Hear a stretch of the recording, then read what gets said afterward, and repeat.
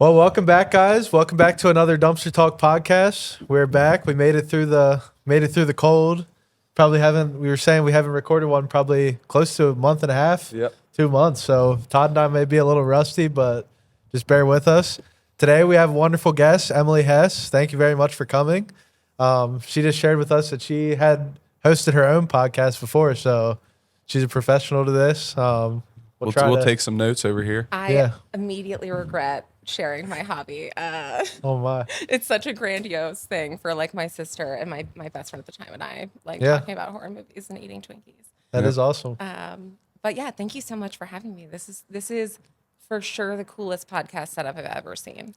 Thank Yeah, you. thank we you. appreciate that. It's definitely, I would say, unique. It's came along over the years for sure. Yeah. But Yeah, this is incredible, and it's funny too because when I first ran into Dan, I ran back and I like ran to YouTube. I was like, tell me they have it on YouTube, and I watched the first episode. Oh yeah. And then I had some friends that you guys had interviewed over time, so I watched a few of those, and it was cool to watch you grow. You know what I mean? You're Thank like, oh you. man, they're really excelling in this. It's very cool. Thank you. We appreciate Appreciate it. So yeah, we'll get right into it. So you have your own business, obviously, Make Your Market. Do you want to kind of talk about your background? Maybe I guess fast forward before that, kind of your background growing up and kind of your work history, stuff like that. Yeah, so I have perhaps the weirdest work history that you're gonna have on this show. So I was a child actor. So started incredibly young, so around like 5 or 6 years old. Was officially in the Screen Actors Guild around the third grade. But I was also working locally, so I did shows at like the Dutch Apple Dinner Theater and like the Fulton and like all the wonderful local theater Cool. we have. And then by the fifth grade, I was pulled out of school to be private tutored and just kind of work full time. So I did that for a few years and then was like, I think I want a childhood. And then went back, but during that time I did like radio advertising and just like a little bit of modeling here and there and kept it up here and there. And then I decided that thing that everyone does when they go to college. They're like, let me just try on a bunch of different versions of myself and like leave that one behind. And then that's when I jumped into like marketing. And I found like my father was a printmaker. So I went to school for marketing and design and the arts. And I fell in love with that. So I became a marketer and I did the whole thing where you do wedding photography and you try to figure out graphic design. And like I said, my father was a printmaker. So I worked at a print shop and I learned everything there was to know about print. And my son's name is HP. And we always joke, of course it is, because we're a family of printers. We bleed CMYK. But that led very naturally into a structure of working at companies where I was the only person on the marketing team, where you kind of are a Jack or Jill of all. So I worked in dentistry, I worked in welding, and I kind of like picked up all these different tools and resources. And then I worked for Two Dudes Painting Company. And they are a wonderful local company. They're a certified B Corp, and they're doing some really, really cool things in the community. And that's when I realized, like, oh, you can do good well in your business and the way you want to do things. And then, like almost all entrepreneurs I know, I was laid off. I don't know if you guys know, it's been a rough year out there. Economically, things have been hard, and construction got hit incredibly hard just early on with tariffs and then just scheduling things. And unfortunately, a painting company got really thrown for a loop, especially a small local one. Yeah. And I was fortunate that I was in a position that Pete and I, the owner, still have lunch once a month. You know what I mean? We're on great terms. Everything it's such a privilege to meet a situation where you part ways and things are well. And B, I was given a severance package. And I was like, okay, so I have some time to either apply for a new job or do my own thing. And I talked to my mentors. I have like 3 or 4 folks that I turn to. And I was like, okay, I'm going to give myself the summer to match my old salary. I'm going to try my own business, try figuring out this whole like automation, marketing. I was learning how to code on just hobby projects. And I had built the infrastructure for Two Dudes workflows and kind of the way that their operations and their marketing worked. And I was like, if I can match my own salary by the end of the summer, I think I can like officially launch this full time. And my mentors were like, yeah, but that's crazy. You're not going to do that. Like that's sure you could do that, but be realistic here as well. tough, You know, yeah, be ready to apply. So during that time I was still applying for jobs. You know what I mean? I was like, okay.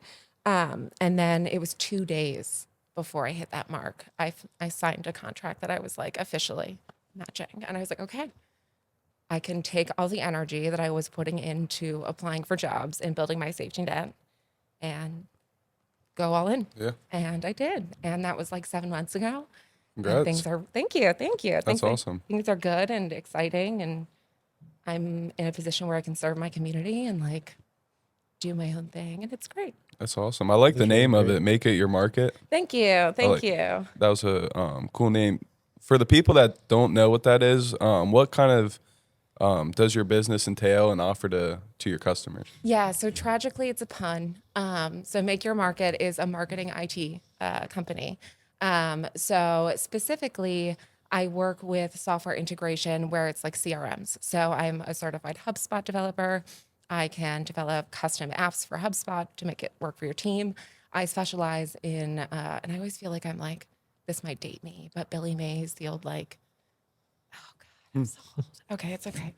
Billy Mays is the guy that originated the OxyClean like telemarketing ad, the like, oh Okay. wait, there's more, or like doctors hate this one weird trick. Yeah. That was Billy Mays. Okay. Alright. That wasn't the bald dude, right? Or is that No, Mr. he Clean? had that's Mr. Clean. Okay. Billy Mays is like a real person, and he had like jet black, clearly dyed with like printer ink black hair, Okay. like character, and to the point where he couldn't change it because it was iconic.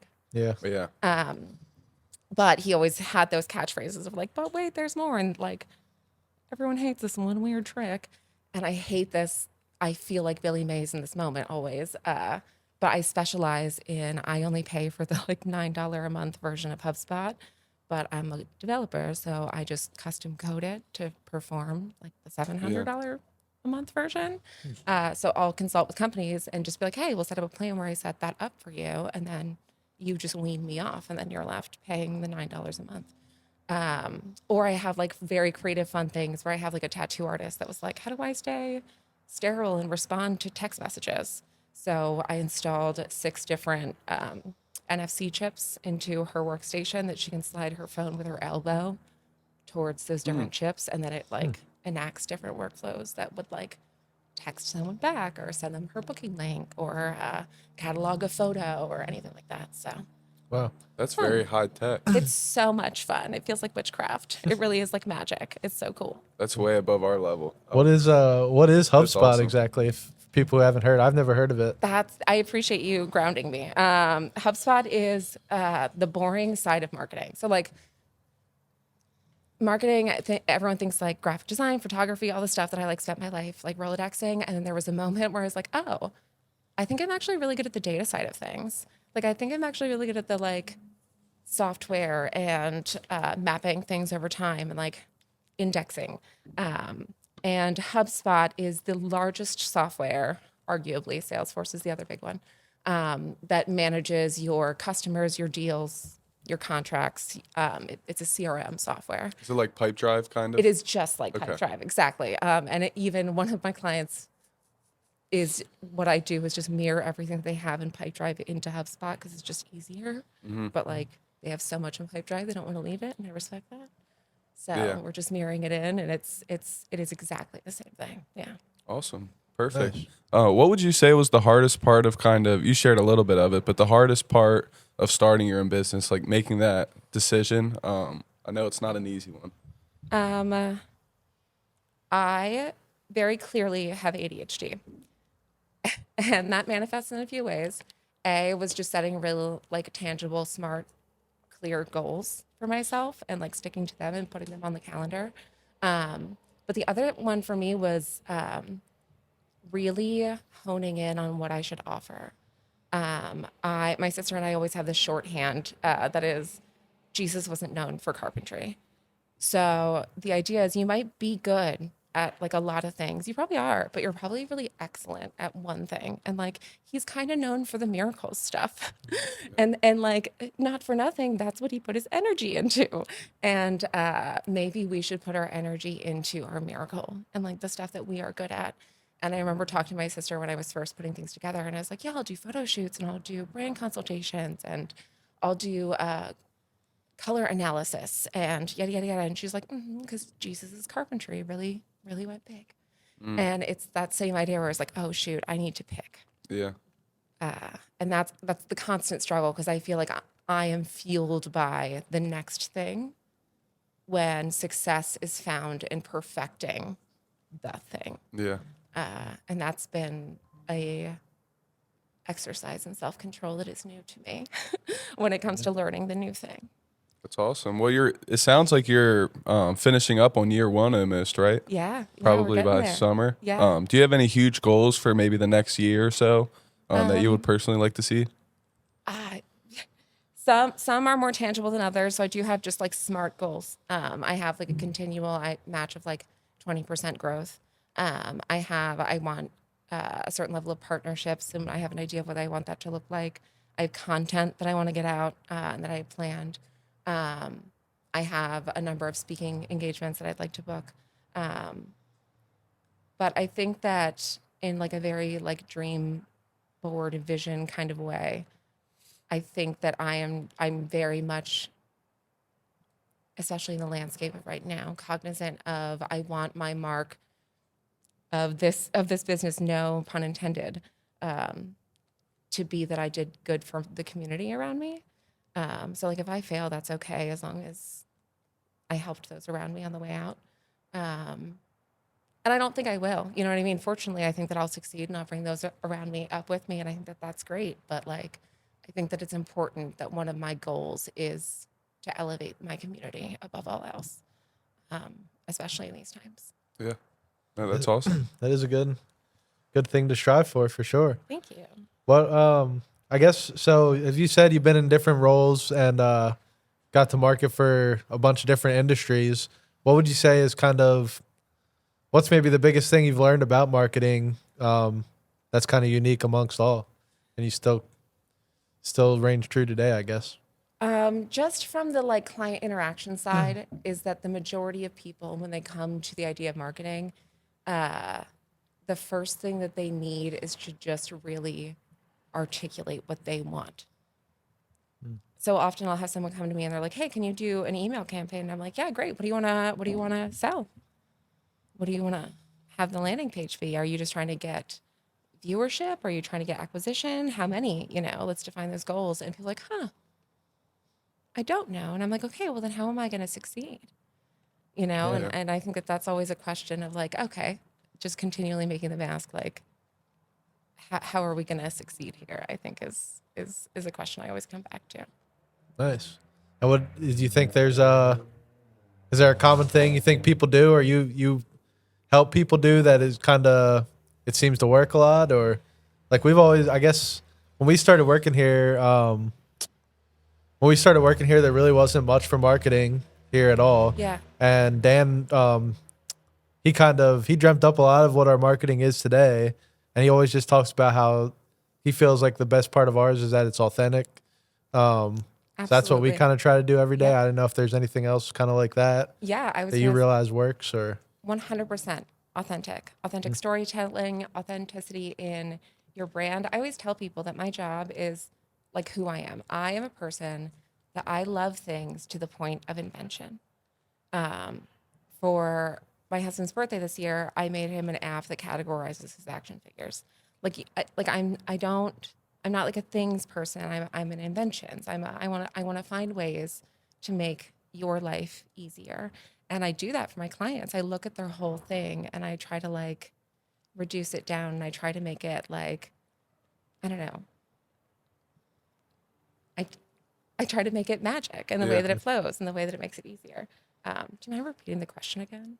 no, yeah, I guess just kind of like ours. We try to we base our marketing kind of trying to be authentic. Is there any other things like that Right. that you feel works for people, or any other tips you would give as a marketing expert to just a company out there trying to get started? I think the tricky thing about this is, and I appreciate you grounding me.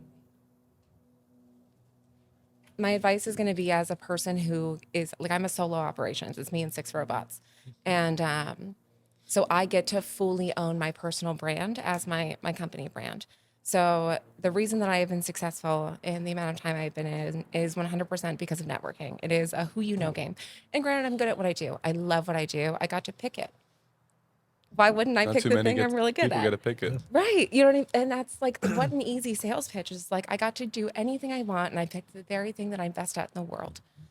Easy pitch. But I have been fortunate to build a really, really good community around me. That when I was in the position that I was laid off, by the time that I even decided to file my LLC, I had 3 lunches set up with people that I was just asking for advice on what to do next. And fortunately, 2 of those people were like, before you say anything, you should try consulting. But that was because of being authentically immersed in my community. I am known locally as the Tooth Fairy. I don't know if they gave you guys like the little Yes, heads that up. was Yeah. my next question. But yeah, so I was able to like, it is a weirdly unique sell to be able to walk into a room and be like, yeah, I'm a software engineer, and you also may know me as the Tooth Fairy.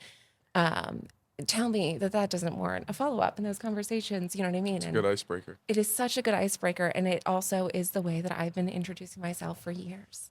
It wasn't new. It wasn't a sales tactic. It wasn't something that I invented. It was like, oh yeah, you probably know me as this, and now I am my own thing. So yeah, just being able to shine personally has led to being able to shine professionally. That's awesome. Could you share a little bit more on the Tooth Fairy? Yeah. I did a little bit of research beforehand, but if you could share, that would be great. Yeah, I got a bag of toothbrushes over there. I'm gonna leave some with you guys because that's now my giveaway for my business is toothbrushes and Narcan. But the toothbrushes is born of I used to work in dentistry. I worked for a local DSO, which is a company that owns dental offices. And one of my mentors to this day is Dr. Jeffrey Grove. And he is an incredible dentist with incredible heart for community. And this was pre-COVID. We would do annually a day called Dentistry from the Heart. And we would bus in folks of people and you would get a service for free. And it was either a cleaning, an extraction, or a filling. Typically, it was an extraction because with an extraction, you get a cleaning. So it's just kind of like obviously bacteria-wise, that makes sense. Yeah. And often once you would block someone's jaw, like pain, you could, if they had a few problem teeth, you could take care of them all. Yeah.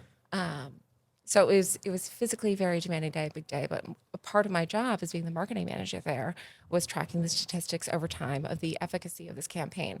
And I'm not quite sure what the KPI of efficacy on charity is. So I didn't know what metric to track, so I just started tracking all of them.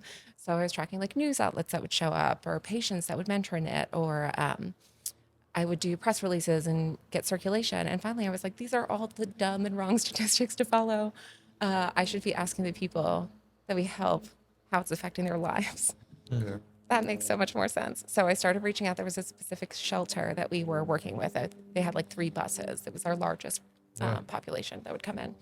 And I was like, hey, without violating any privacy or anything like that, but do you have any information on the folks year over year? Like, do they come back? Is it the same people? Do you have a lot of interest? And she's like, oh my God, yeah, we have, because people sign up for it like months in advance. We have a lot of information on it. So we started partnering on the data, and we realized over time that the folks that were engaged year over year had an 8 to 10% decreased risk of heart attack, just in general. And I was like, this is insane. That's crazy. So I'm like reviewing this data, and it's one of those times that obviously, again, ADHD, it's like 2 a.m. and I'm putting all the dots together with this data, and I call Jeff, and I was like, Jeff, why is this happening? Like, what is going on here? Like, why are people dying because of this? And he's like, hey, so like, you know how plaque's on your teeth? I was like, yeah. And he's like, you know how plaque builds in your arteries? Yeah. And he's like, it's the same plaque, Emily. And I'm like, oh my God. Like, it like blew my mind. And he was like, yeah, that's why that like physically brushing your teeth, removing that plaque can be such a huge like risk decreaser for random like widowmaker heart attacks because that buildup of plaque. And I'm screaming. I'm like, first of all, I'm so excited. I'm like, we have saved lives, Jeff. Like, this means that like statistically people are alive because we've done this program. And then I start screaming. I'm like, so you're telling me that people are dying in the street because they don't have toothbrushes? Like, that's where the bar is as humanity. Like, we're just letting people die in the street because of toothbrush access. And of course, Jeff is like, yeah, so that is why I became a dentist. Like, welcome to the realization that this is very important. And I kind of just carried that knowledge. Like, and I'm almost ashamed to admit that I just kind of held that knowledge without doing anything with it for years until I found myself working at Two Dudes. And I was working in Soe, and we had some neighbors that are unhoused, and I don't like walking by people without helping them. So I started offering toothbrushes, and I learned that because of bacteria, and you don't want to reintroduce, you would have to offer a fresh one every day. And I talked to Jeff about it, and he's like, "Yeah, I mean, you basically just have to be a limitless supply and just carry them everywhere you went." And I was like, "Okay." So I started buying. It's 148 a month because I don't know why they don't round it to 150, but I'm not going to ask questions. And I give them out by hand, so I just kind of carry them. Where I usually carry about 20 at a time.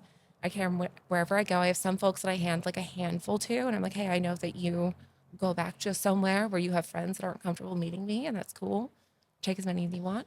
And I have some folks that I just, even on the way here, there was someone on the corner that it was just like at a red light. You know what I mean? I'm like, "Hey, I know it's not much, but here's something." And in Lancaster City, I'm fortunate that I have enough connections now. I've been tooth fairying for quite some time. That I now have enough people on my phone that I can text to be like, "Hey, I have someone that's cold. Where can they sleep?" Mm. And we'll try to find a shelter. Or more often than not, the person I'm texting is like, "Yes, I know that person. I know their name. We are working on it." Because that's the kind of community that Lancaster is. But yeah, so you do that long enough, and you get the title of tooth fairy from your neighbors. That's awesome, though. That's not something that a lot of people would do. I feel like our generation specifically is starting to lose that giving aspect. So that's awesome to hear that you do that every day. Thank you. I think it's this double-edged sword because I look at the younger generation, and I'm the first thing I think is that I'm so inspired by the level of sensitivity. You know what I mean? Like, y'all don't bully. There's kindness. Like, I have a 7-year-old son, and there was one girl that was mean to another girl, and like everybody got up and was like, "We don't talk that way." Like, it is so beautiful, but I also feel like that comes with a paralyzing anxiety. And people are like, "Oh my God, I have to save the world. That's impossible. I can't do anything." And you're like, take care of your neighbor. That's all you have to do. You don't have to save the world. That's crazy. That's a lot. You're going to go insane. Is your neighbor warm? That's manageable. Yeah. That's a question we can answer pretty easily. Yeah. No, that's awesome. That's awesome. Thank you for sharing that. Yeah. Do you plan on doing that obviously into the future? Oh, yeah. Once you start being the tooth fairy, you don't stop. Yeah, you Oh, can't yeah. stop.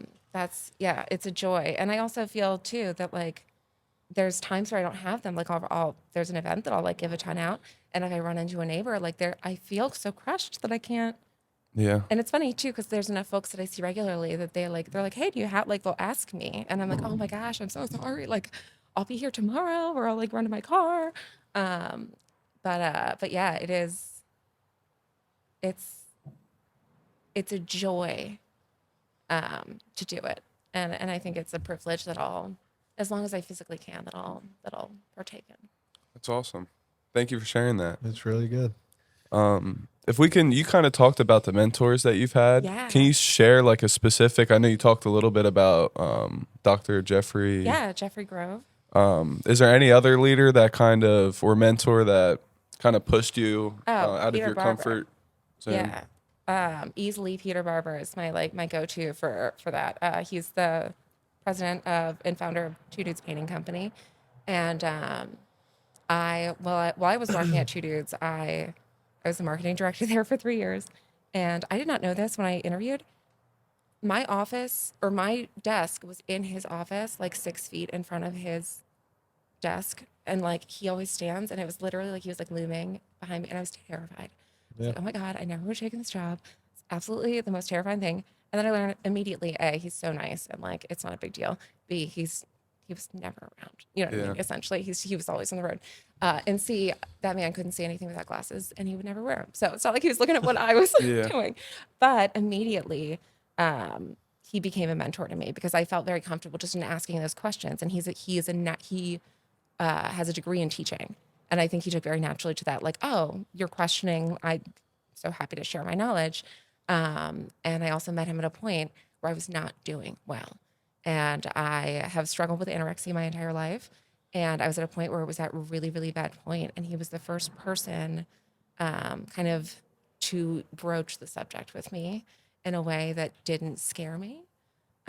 He found a way to, with kindness, to be like, hey, so like I noticed we share an office, and like if I make you feel weird about eating, that's cool. But like I've noticed it doesn't really happen. And like, is there anything I can do to make you feel more comfortable? Like basically, like should I leave? Would that make you feel cool? Like whatever. And it was the first time that I was like, oh, people are watching this. And then I remember actively trying to hide it. And then I was like, oh, this is a problem. And I remember like thinking, oh, this is a problem. And then I like Googled like signs that you have like an active eating disorder. And like the number one result was like, you're Googling this. Like healthy people don't Yeah. Google that. Also, same thing. Like I mean, that goes for a plethora of things, but I remember practicing asking like, hey, can you help me try to get help? And Pete was the person I said that to. And he immediately was like, here's the name of a doctor that's within our insurance. And she's ready. Just give her a call. And I went, and I did not know that they had already cleared everything for me to go to rehab. So they made sure that A, my job was secure, that B, like my insurance coverage was incredible. They made sure that like it was communicated to the team in a way that wasn't scary, and I was supported the entire time. And I was able to go to rehab and enter recovery and like re-enter the workplace all while working at the same place, which is like unheard of. And to this day, like Pete is one of my biggest like cheerleaders in Yeah. my recovery. It was I hit 800 days the other day, and we went out for lunch, and it was just, you know what I mean? It was Yeah. one of those like, hey, congratulations. And it was a very just pure celebration. And you're like, oh wow, this is sometimes a mentor is someone who reminds you to celebrate. Yeah. But it's also someone who will tell you that you are hurting yourself. And I'm very fortunate that there's a few people in my life that have been both. But yeah, Pete's definitely that mentor for me. That's definitely important really to have great. people Yeah. like that. That's awesome to hear. Thank you for sharing. Well, we talked about kind of how you had met Dan. Yeah. I'm assuming probably at one of like the marketing events around the area or something like that. Yeah. How often are you kind of spending time doing that? How important, obviously, very important knowing people for if you're starting a business. Can you speak on that a little bit? Yeah. I mean, Dan should teach a master class, which I'm sure he probably has, in just like the art of authentic networking. But I believe we met just like a few times in passing in my time with the dudes. You know what I Yeah. mean? We just like worked in tandem on some things. Or I'd help coordinate something, but never more than just like a few emails. And then I believe it was a Lancaster Chamber event that we saw each other. It was either that or it may have been even a York Builders event, frankly. See you, But, Merv. Sorry. No, that was actually the coolest thing that's ever happened. He's been here longer than we've both been alive. So he does what he can do what he wants. Once. I was so hoping after this podcast I would like mention it and you'd be like, Merv's been dead for 100 years. Like we didn't see anything, and I'd be like, what? And you just see like an orb on the camera. Sorry about that. No, that's my favorite go-to joke. Whenever anyone sees anyone, I'm like, oh, they've been dead for 1,000 years. It's just It's funny. my obvious remnant of loving horror too much. Oh man, but yeah, my first business investment, other than filing my LLC and buying my software, was buying a Lancaster Chamber membership. Nice. It's incredibly affordable. It unlocks like a ton of marketing or networking events. You get also like a directory. So I sent so many cold emails to people that were just like, hey, I think we met in passing. I'd love to grab coffee. And going to those events, I try to go at least every other week. I recently joined the MIM committee, which is the Lancaster City Alliance. It's the like marketing welcoming committee.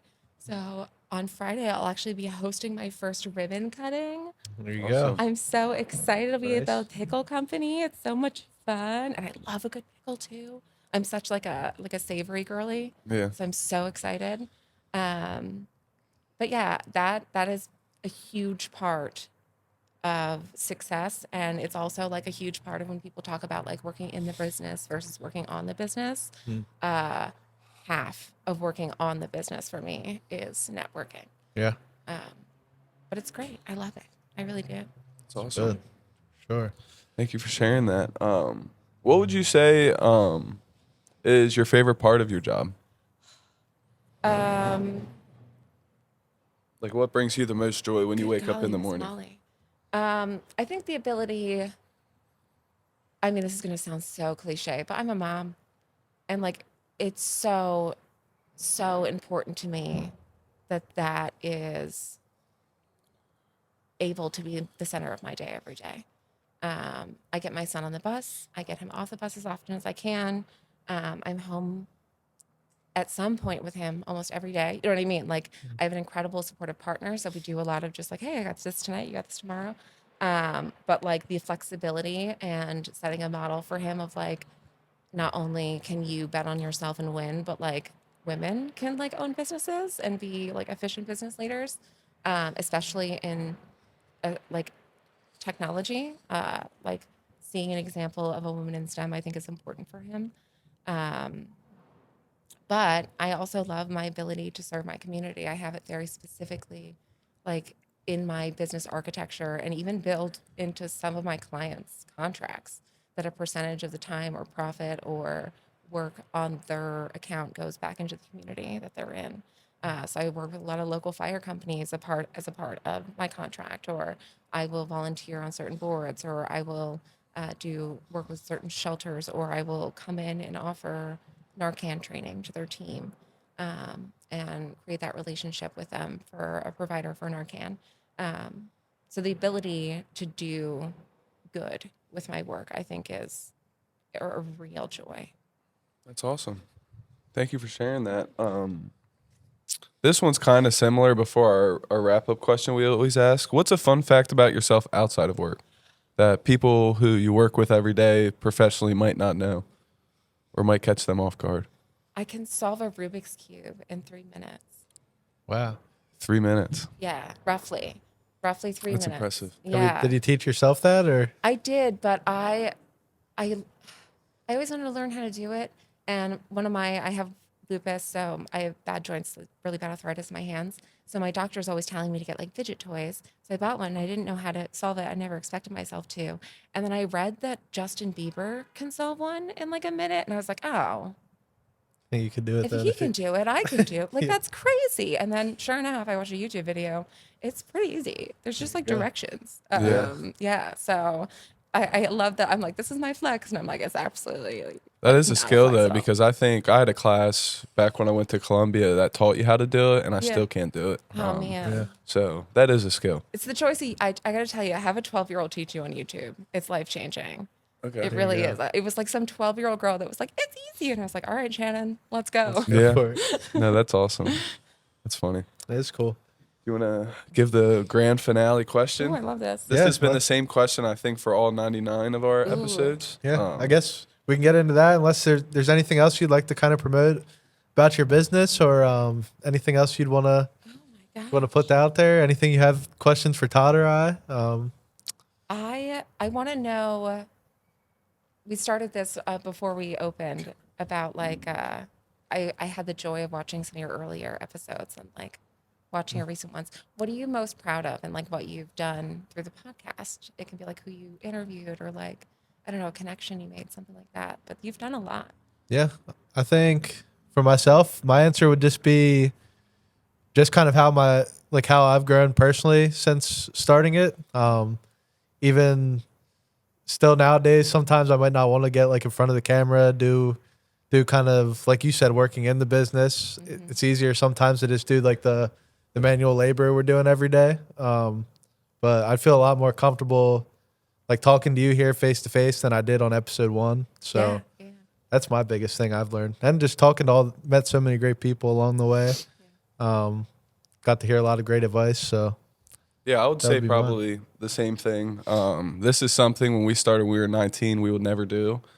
So the fact that we're about to hit episode 100 just feels really good. We got to learn a lot of great things from great people. We had over 100 guests combined already. And just what we're putting out there, like kids who are in high school could go to our podcast and just, if they don't know what they want to do with their life, we have everyone from scrap guys to priest on our channel, marketing, people who are on CNBC, stuff like that.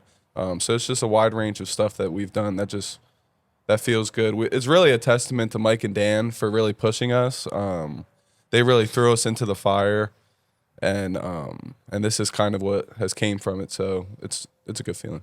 That's awesome. Thank you for asking that. Yeah. Well, and congratulations. I mean, by the way, like this is 99. So like, Appreciate it. Yes. by the time We're this right is there. out, you're We're like, coming after you Joe Rogan. filmed right? He needs to watch out. Watch out, buddy. Watch out. We're coming. Come on the podcast, please. Yeah. P.S.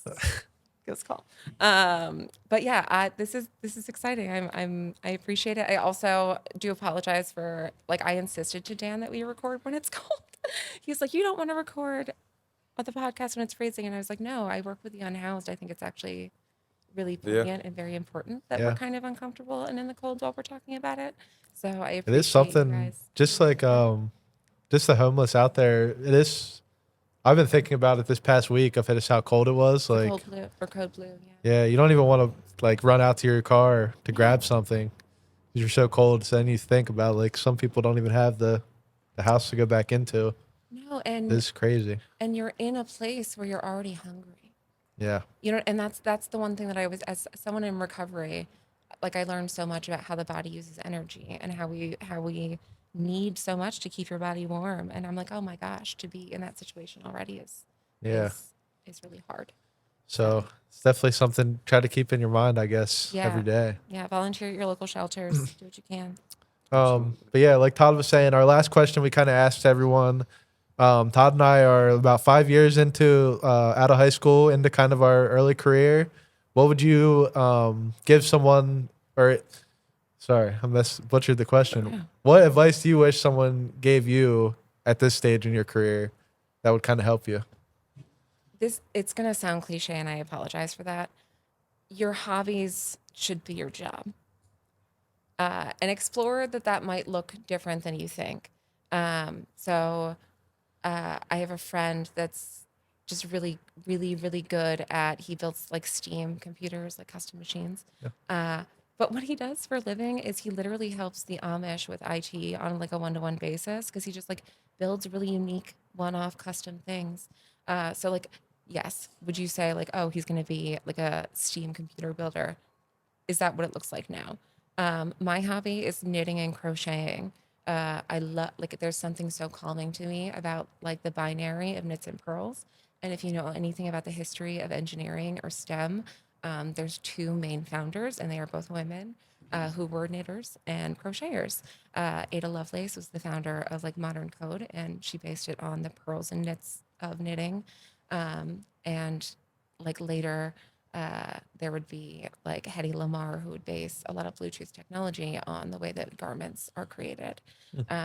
So invest in your hobby, perhaps in a different way, and then you'll truly, I mean, you'll be able to accomplish anything if what you love is what you do. That's awesome. Yeah. Perfect. We really, Thank you. really appreciate you coming on. It's been great getting to know you. Great talking to you. Hopefully we could do this again in the future. Yeah, Maybe well, I'll come towards back episode 200. I was gonna say I'll come back for 199, Yeah, and we'll throw a whole party. Yeah, we'll see. Maybe that'll probably be like 2 or 3 years into your business, and we'll be able to catch up on what changed. We can afford Rogan by then. Oh, yeah. Listen. Yeah, Rogan, please. Rogies, please. for sure. Oh man, I love it. Thank you guys. I Yeah, appreciate thank it. you. This is a delight. It was great to meet you. You too. And yeah, we'll catch you guys on the next episode. Thank you guys for listening.